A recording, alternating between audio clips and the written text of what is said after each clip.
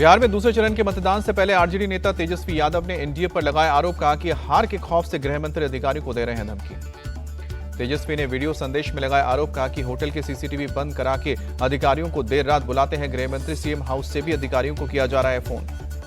तेजस्वी ने कहा कि पूरा विवाद बदलाव के लिए किया जा रहा है। मतदान इस बार बिहार में परिवर्तन तय। बिहार में रविवार शाम को थम गया चुनाव प्रचार। दूसरे और आखिरी चरण में 11 नवंबर को 20 जिलों की 122 सीटों पर होगी वोटिंग।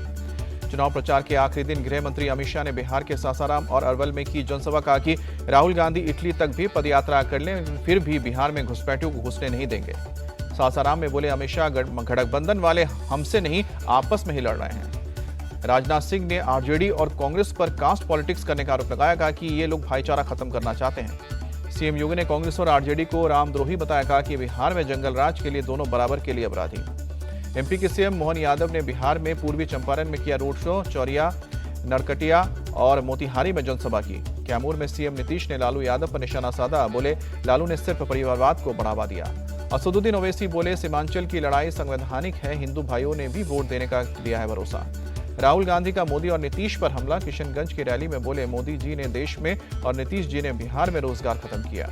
सम्राट चौधरी का बयान। बोले कि लालू यादव के परिवार का कोई व्यक्ति चुनाव नहीं जीत रहा। 2010 की स्थिति को दोहराया जाएगा। केंद्रीय मंत्री चिराग पासवान ने कहा कि खुशी है कि शांतिपूर्वक तरीके से बिहार में चुनाव प्रचार की समाप्ति हुई। छपरा विधानसभा सीट से राजद उम्मीदवार खेसारी लाल यादव बोले हमारा उत्साह बता रहा है कि हमारी सरकार आ रही है। वीआईपी प्रमुख मुकेश सैनी ने 14 तारीख के बाद जीत के जश्न के लिए माज भात भोज का न्योता दिया है। कहा कि तेजस्वी को सीएम बनाने और बीजेपी को हराने तक चैन से नहीं बैठेंगे। भागलपुर में एक्ट्रेस अनिया शर्मा ने अपने पिता के लिए किया रोड शो। कांग्रेस प्रत्याशी के समर्थन में वोट की अपील।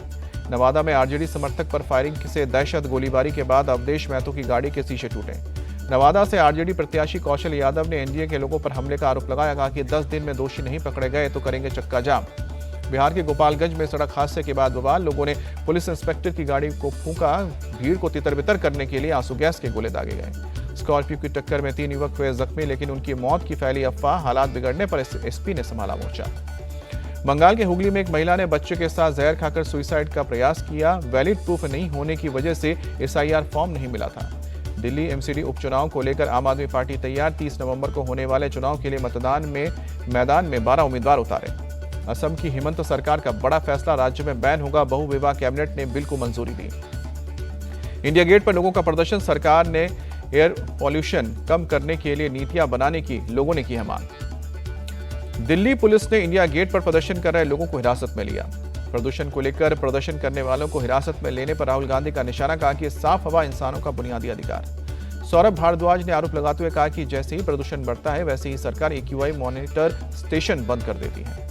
दिल्ली के पर्यावरण मंत्री मनजिंदर सिंह सिरसा बोले 10 साल तक आम आदमी पार्टी ने दिल्ली की हवा को गंदा किया।